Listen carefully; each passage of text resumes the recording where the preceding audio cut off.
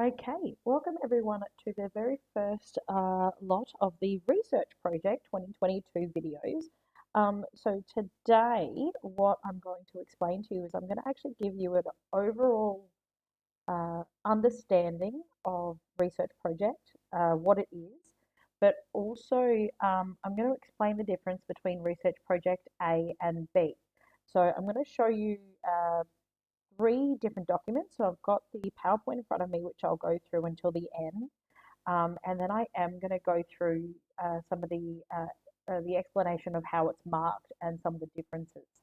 Um, also, I've managed to finally figure out a way to link to a folder. So if anyone listening who does not attend my school or I do not teach directly, if you would like access to all of my files, including the templates that I show you that I use, all the PowerPoints, any links, I will be putting in a link to this Google Drive. So in here you can see that I've split it up. So there's the folio, um, the outcome, and then depending if you're doing research project A and B, there's the review and evaluation. In each of these folders contains all different templates, um, suggestions. They've got their own PowerPoints, which again will be shown um, in some of the videos to come. But I'll put links to all of my videos to this, so everyone that ever needs access, you can just link your way through, and that will be there for everyone to use. So hopefully that helps. So first off, so research project, for those who don't know, it's a stage 2, so it's a year 12 subject, and for the majority of schools, it's taught in year 11. So it does contribute to your ATAR. So for those who are in South Australia, so your ATAR score is what we get for those who are interested in going to university. Um, so it is marked at a higher level because it is obviously stage 2. And things that we'll progress through is in after I explain each section, I will be giving you checklists and stuff for each section and explaining. For those of you who want betting marks, there's a document that I will upload as well that explains how you can get better marks in each section for those of you really gunning for those A's and B's. If you are a person who is looking at wanting to do a really, really amazing job in this, and I hope all of you do want to do that, then your best thing to do is to work really closely with your teacher, get some drafting done, but also really stick to deadlines. That's one of the biggest things with this project is leaving things for too long actually can make it get a bit of out of hand, and then you're doing things last minute, and therefore you're not actually doing as well as what you thought you could have. Okay, so moving on. Okay, so research project A and B. So both are still called research project. You'll see it listed as an acronym, so which is just RPA or RPB. They are two, when we go to enroll you in a SACE subject, they are two different SACE classes. However, please, and this is really important, they are still due at the same time. Now, you'll notice that if you go down, so if we look at A, you've still got a folio and outcome, but then you have a review. Whereas if you look at Research Project B, it has the folio, the outcome, and it has an evaluation. For the most part, B is considered the ones that are like that's the kind of ones that where you're really pushing for those who are really skilled literacy based learners. Um, your evaluation must be written, and you also have higher word counts and or time allowances for your outcome as compared to A. Both have really strict guidelines in terms of word counts, and we'll go through some of that along the way. So first and foremost, research project A. So as I said, so there is we've got a couple of we've got the assessment. So the school assessment, which is the stuff assessed at on site by your teachers. We have a folio, which is worth 30%, a research outcome, which is worth 40%, and your external review assessment, which is your review for Research Project A, is 30%. External assessment means that we submit all your work to the SACE board and they actually grade you based on that. We give a suggested grade, but all in all, that grade is determined by a moderator at the SACE who works in SACE. The school assessment for the folio and the research outcome, once again, we do send, so all stage 2 topics are moderated. So there are people's work is sent in for moderation to make sure that grading is appropriate. So just remember that when you're thinking about when we start getting to work on this stuff. So which is why deadlines are so important. If you miss a deadline and we can't submit the work, there is actually consequences to that. So please be mindful of your deadlines with your teachers. And if you're struggling, you need to let a teacher know. If you're in my class, you need to let me know, and we will do everything we can to support you. Now, again, for Research Project B, it's exactly the same. The only difference is the word evaluation here, the external assessment, and again, and that's 30% again. So you'll notice, though, what I would really like to point out is it's really important because this is stage 2 topic. I should have mentioned this earlier, sorry, because it's stage 2 topic, you need to be getting a C- or higher, preferably a C or higher, to actually be able to successfully pass this subject and attain your SACE credits. This is not like stage 1. This is stage 2. So remembering there's a big difference. So with stage 2, you can actually fail. The problem with this, with research project, is it is one of the only compulsory subjects at a stage 2 level, meaning that you have to pass it. And every school has different policies around what happens if you fail it. But if you're wanting your SACE, whether it's you're just wanting to get through and get your SACE, or if you're really wanting to go for those higher grade bands so you can get a really good contributing number to your ATAR, you need to be aiming C or higher. And that when we discuss grade bands at the end of each section, I'll show you what to do. Now, the folio. So specifically, the folio is a 10 A4 page document. You can actually do this in PowerPoint and stuff as well, so there's different ways of recording it. However, the easiest way is just in a Word document. There is no word limit. However, you do have the page limit of 10 pages.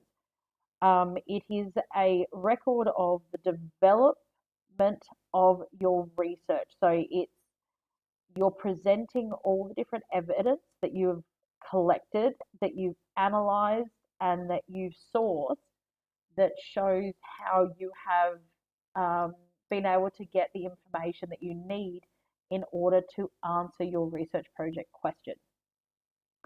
So there is a few different parts to it. So the folio includes a proposal, which there'll be a video coming up very shortly of that one. So which is you going, this is what I want to do, this is why I want to do it, and there's a bunch of other things you need to include there. It can also include a large variety of other things, but most specifically, you definitely need to have your proposal, and you definitely need to have some a minute. I always say about a minimum of 6 source analysis in there of varying sources that you will use in your outcome, whatever version of outcome you've decided. And then the rest of the pages we can fill with other things. Now I go into the folio in a separate video, so remember this is just an overview. But yeah, the folio, if you're interested to learn more about that, the video will be coming up shortly. As I said, sorry. So the proposal, it should also have a lotus diagram. So the lotus diagram, if you didn't do a lotus diagram, it should be like a mind map.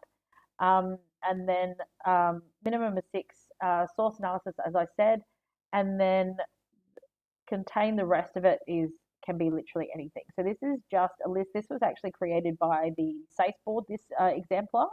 But as you can see, depending on your topic will depend on the type of evidence that you're collecting.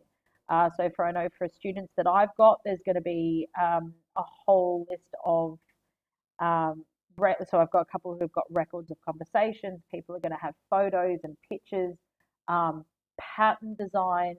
They're going to, quite a few of my students are using journal templates and journaling that what's happening throughout their research, which is a fantastic way to actually show evidence of your thinking and your planning and providing the necessary evidence base what is looking for. Okay, assessment type 2, the outcome. This is worth 40% of your overall grade, so it is one of those ones that obviously is worth a little bit higher.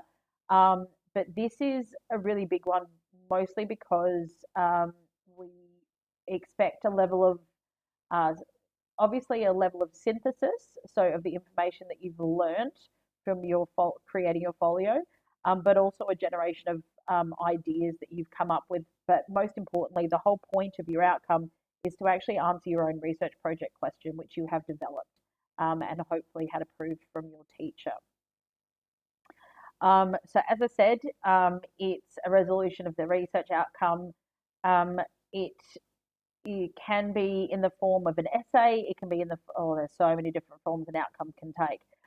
Either way, it needs to have a synthesis, as I said, so your key findings, which includes things like your knowledge, the skills, and the ideas that you've come across, and you'll be substantiating. Now, this is a new friendly word that you'll get used to. Substantiating means that you've backed up everything you're saying in your outcome. So substantiation simply means that you've gone, okay, I know this, this, and this, and then you're going to have a reference of something in there. So it might be that, you know, I'm going to say off the top of my head that, like, say, Star Wars is the best movie ever, and I'm going to say um, but I'm only going to say that from the point of view of a successful major merchandising perspective. Because I think from memory, there's more Star Wars memorabilia on the face of the planet than there is people. So if we look at it from that standpoint, we're going to say it's the best movie ever. And I'm going to have to reference that with something. You can't just make a statement and not say, especially if you're making massive claims like that, you need to have something to back it up. You need to have a quote, you need to have a source. Where did it come from? Why are you saying that? Back everything you say up with sources. And that's what we mean by substantiate. There is evidence to support what you are saying. So as I said, there's multiple ways you can produce your outcomes. So written results can be like a report, an essay, booklet. It can be written in the form of like an article. So whether that means like a newspaper, you can produce a product. So I've had people produce things like, I'm trying to remember now. I had a student create a zine. I've had a couple of students create YouTube channels. I've had students create podcasts. Um, you can do like make a movie. You can put on an exhibition. Um, you can display. You can conduct a science experiment. All of these things, which is fine. And then what you do with that is you're still producing. So you might have a product, for example, or a performance or whatever it is, and you're still having to submit some form of substantiation to that. So there is still a written element to it. And again, you would need to supply substantiation within the form of referencing either in text and or also a reference list. Okay. For the outcome, if you're doing research project A, you've only got it's 1,500 words, which is, or you can do a 10-minute presentation, or the equivalent of multimodal. So if you're wanting to put together like a short movie, for example, then it would be only 10 minutes long. Please, and then with the Rpb, you've got 2,000 words or 12 minutes. Now, this is really, really important when we start talking about word limits. There are certain words, things that are excluded, such as headings and footnotes, and also some of your references. But it is really, really important that you do not go over or drastically under. If you go over, the moderators actually stop reading at the word count. So if you've gone 200 words over, they're going to say, well, you didn't actually draw any conclusions, and you didn't, and you didn't meet this, this, and this. And you're like, oh, yes, I did. It was down there, but because it was over the word count, you technically didn't. Okay, so really important to remember that one. Now, assessment type 3. This is, so for RPA, we're looking at the review, and RPB, we're looking at the evaluation. Both are 30% of the grade, and they are externally graded. It is really important to note that they are also the first thing that is due. So your review and evaluations are actually due before the rest of your project is due. So this is where keeping on track, keep checking in with teachers, ask for help. All of that is really, really necessary.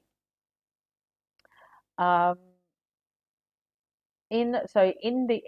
part of your summary, as part of your review or evaluation, you have to write a summary, which is 150 words.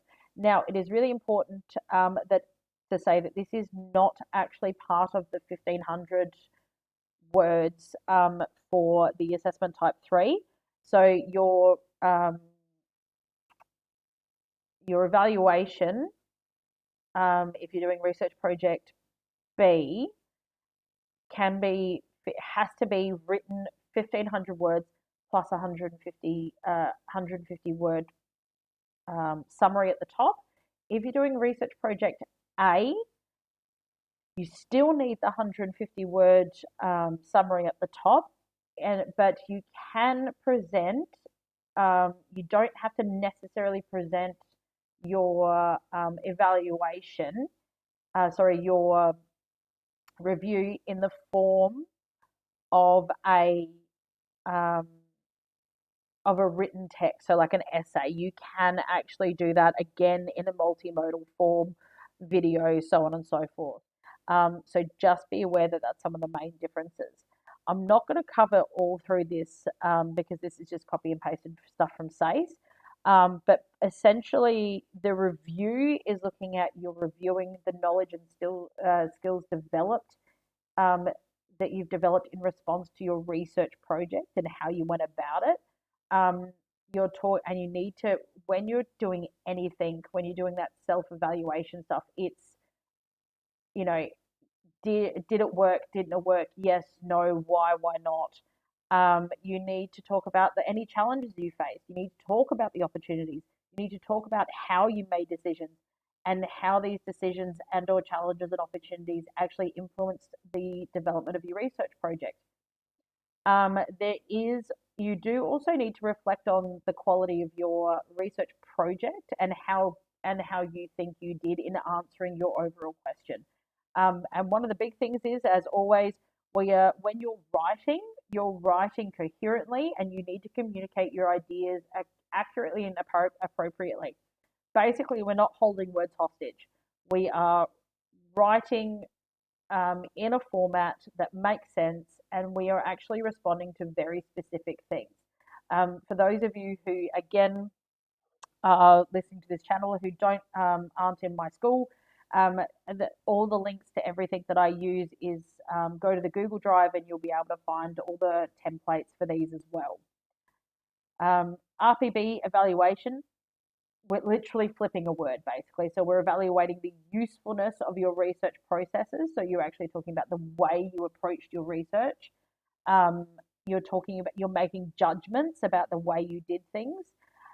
You're evaluating your decisions, and again, you're talking about challenges and opportunities, and how your decision making around that, and what happened when you came across those. What did you do with that information? It's always worthwhile to include that, even if you didn't end up getting to interview someone, if you spoke to several people asking for an interview, you still write that in there. But then what you need to come up with is so this was the problem I faced, and this is how I overcome it. That's really important to start talking in that type of way. And again, you will be judging your own quality of your research outcome. So you're going to talk about, did you make significant findings? Did you feel like you added anything original to a particular field? Do you feel that you added value? Was there value in your own research, whether for you personally or something that you could potentially look at giving other people? Um, and you're also looking about, to what extent did you actually resolve your own question? Did you manage to answer it, or did you find out that by the end of it that you're actually quite perplexed by the information you found, and that it needed that it actually needs further development and then needs to be further research done? And again, organizing information coherently to communicate your ideas appropriately. Okay, so now I'm going to quickly go through the standards. Now, this is all, I'm just looking at the A band. So is this is all available on the SACE website. Otherwise, again, you can I'll upload this to the Google Drive after this video. So this is looking at the specific features of how you're being graded. Now you'll notice that so we've got planning, development, synthesis, and evaluation. So remember, this is research project B. Now we have in planning and development, both of those are your folio. So the folio is the first assignment. It's the 10 pages. And you're looking at, what I really like about this document is it really breaks it down. So if you look at AT1, has the student shown evidence of both consideration of a possible area for research and the process undertaken to develop a researchable and manageable research question from a broad topic? So they want to see how you went from topic to question. What did you do to go from topic to question? What are the questions you asked yourself? What are the things you Googled? What are the conversations did you have with your teacher? What were the activities you did in class to aid that? All that information is super useful here. For those in my class, then we actually did a specific activity where I tried to get you to look at 3 to 5 different topics that you looked at. And we did a whole activity of doing the who, what, how, why, when, and seeing what ways we could work around that and what different questions we could come up with. That's where we can discuss this. So P2, planning of research process that are highly appropriate to the research question. Now, remember, when we talk about the research question, because this is very individualized, so when we talk about your research question, we are talking about the one you have chosen. So we're talking about clear evidence of choosing research methods. Now, just a refresher, research methods are the way you go about doing your research. So for some of you, it is, yes, you're going on YouTube, you're going on Google, you're looking for valid sources online, you're reading books, you're talking to people, you're conducting surveys. Okay, all of those. Are they, but what's really important is, are these methods appropriate for your particular question? The answer is usually always yes, but you just need to you're needing to make that statement, and you need to state why. So they're wanting to see, again, that you can go, okay, I'm doing these research methods because these are appropriate because. Always explain yourself. Further breakdown, so we're heading into the development side. So development of the research, so D1. So has the student shown evidence engaging activities which show depth and breadth of research to find information that will assist in the progress of your research? So this is where we start looking at some of the source analysis. We start looking at some of those other bits and pieces, so especially journals. We are wanting to see what you have done, what activities you have engaged in order to actually succeed in your research. Did you watch a documentary? If so, please include that. Did you, watch, interview someone? Okay, so if you interviewed someone and you've done an analysis on that, we want to know about it. All these things. And then where's D2? D2 here. So the next one down. So D2 is analysis of information and exploration of ideas to develop the research. Has the student shown clear evidence of analysis and exploration of ideas by considering the key findings, reliability, and validity of information from their research? Now, key findings, reliability and validity of information from your research. Now, these are things that come out of your source analysis. So if you have found sources, you should be completing a source analysis on, as I said, I expect from my class an absolute minimum of 6. There also needs to be, if you're talking about exploration of ideas, we're not just talking about other people's ideas. Always remember that your voice and your own ideas are valid and useful. So you might read some things that you've read and then have a really cool idea and maybe write a journal article and maybe write a journal entry about that.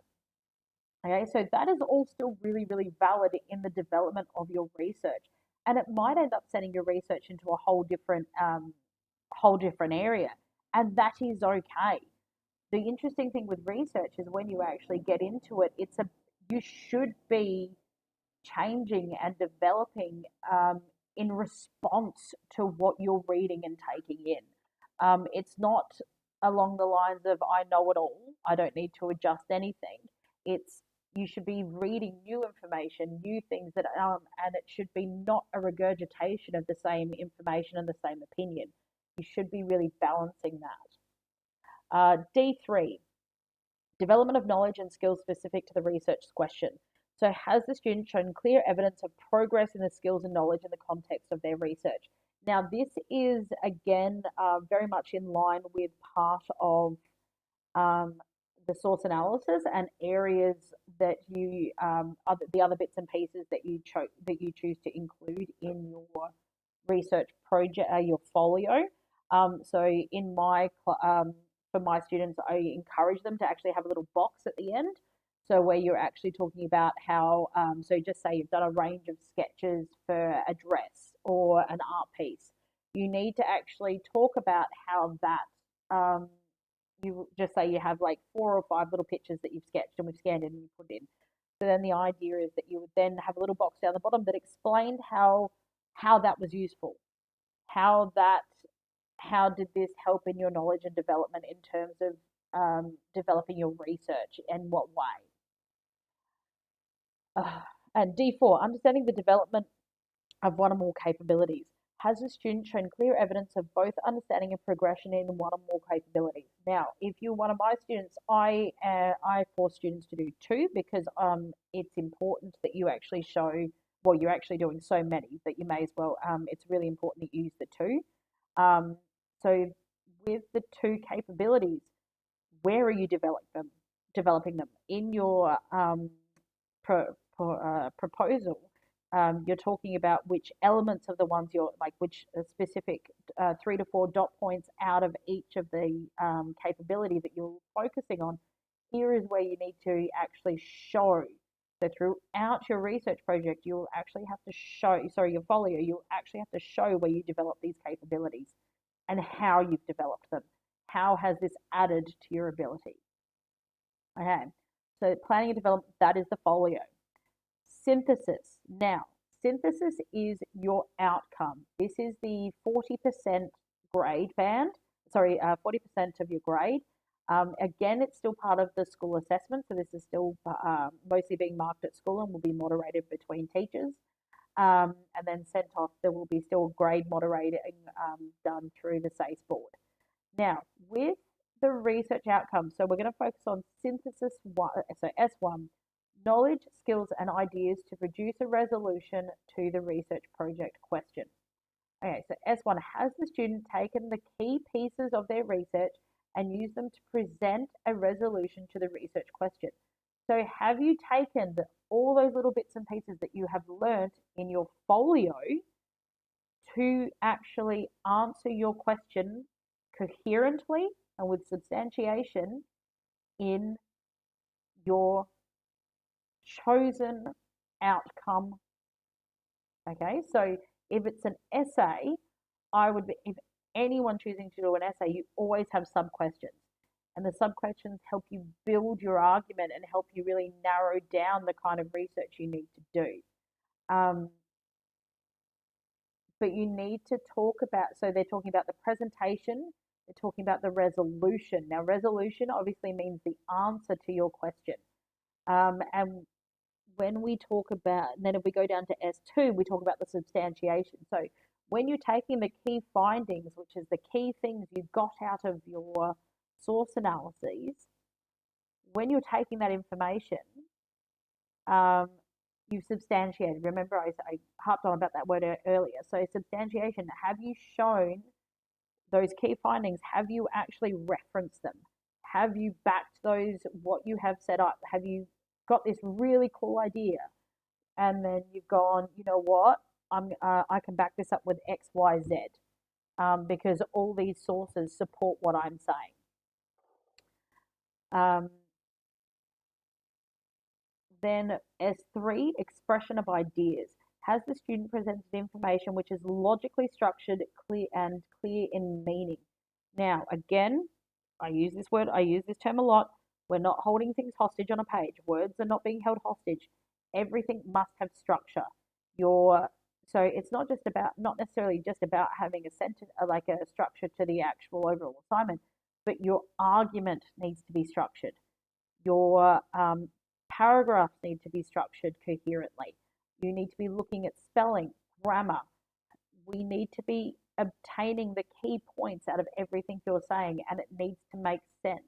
If it doesn't make sense, you're not getting your point across. And this is where your expression of ideas, and please do feel free to express your own ideas throughout this. Again, I do say that they are still valid. You might read several articles and go from reading these several articles, I believe this, or I think this, and that is totally valid, and you're allowed to do that. But if you're not gonna back, if you're just gonna say I believe this, this, and this, and this, without any substantiation, any structure, and you've wandered off and started talking about cats, and it's got no relevance, one, you're highly likely not going to pass, and two, people aren't going to take your research seriously. Okay, and this is really important. And so I'm going to scooch over now. So we're going to look at evaluation now. So with development, planning, and synthesis, I would just like to point out that this is the same for RPA and RPB. So when I go to RPA, I'm only going to be looking at the review. So because that's the biggest difference. Okay, the evaluation. Evaluation of research process used specific to the research question. So E1. So if we come up here to E1, has the student made judgments to clearly assess the effectiveness of their research process used with a focus on the validity, reliability, and usefulness of these processes? So if you chose to do an interview, how effective was it? Was it actually useful? If you conducted a survey, was it actually useful? Was it effective in giving you the information to help you answer your question, or was it only effective in certain areas because you didn't actually get the information you wanted because realistically you weren't asking the right questions? Okay, there is a lot in that one. E2, evaluation of the decision made in response to challenges and or opportunities specific to the research processes used.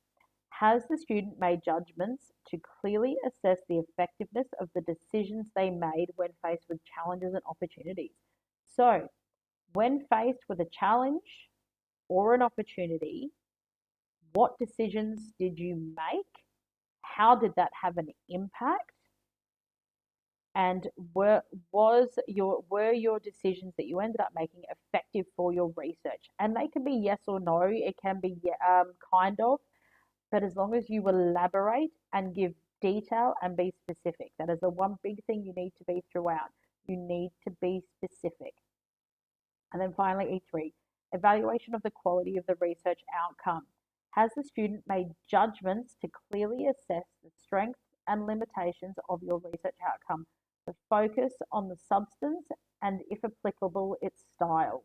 So, have you substantiated your research outcome? Do you think there is enough in there to make this a valid research paper, for example? Or do you think that the style or the way you chose to present your research project, do you think that was an appropriate way to answer that particular question? Okay, so and again, you'll find that that's all quite personal. So the evaluation is very much that reflective thinking. Um, and please don't stress. Remember, this is just me breaking down the grade bands and how you get getting graded. But there's templates for all of this and exemplars and everything already. Okay, so I'm not going to go through planning, development, and synthesis because, as I said, they're all very much the same. But I am going to go straight down to review. A review of the knowledge and skills developed in response of the research question. So, has the student clearly articulated the significant development of their knowledge and skills in context to their research question? So, you went from topic to question to answer. What skill and what knowledge did you learn in that process? This is where writing journal entries for your folio can be super useful because it is a period of time and you do a lot. Um, so you know how did you do it? Did you find it easy? Was it a challenge? Did you manage your time properly? There is so much in that to unpack. R2, discussion of decisions made in response to the challenges and opportunities. So, have you clearly articulated the significance of the decisions that you made when you face challenges and opportunities? So, did you actually say, and when they say articulate, they just mean did you say it properly and coherently, talking about not only not only the different opportunities and the challenges that you face, but more importantly, you're talking about the decisions you made as a direct result, and then the impact that had on your research thereafter. So, and again, that's a big one to unpack. And then finally, R3, reflect the quality of the research of the outcome. So has the student clearly articulated the strengths, and limitations of the research outcome? So have you looked at your work and gone, here are the things I did really, really well. And it might be that you had really good sources, that you found like a university professor to interview and they gave you some really great information. However, your time management was really poor and therefore your outcome was written in a rush and you didn't articulate the answer to your question as well as what you thought. And also looking at the style, like did you produce something in the style that was actually appropriate for what you were to your question? Okay, so lots and lots of information, overwhelming, absolutely, hugely possible and achievable, absolutely. The thing is, take it one step at a time, keep on track, speak to your teachers, don't let yourself drown, and do not leave things to the last minute. This is not a topic you can leave to the last minute. Okay, so I'm going to leave you with just this picture because Positive Possum believes in you, and you can do the thing, which just happens to be research project. So in the following videos, there will be so I've broken down the folio and everything into a couple of different videos. I'll also do a few separate videos on the source analysis for the way I teach it and the information required. So yeah, hopefully you're all doing fantastic.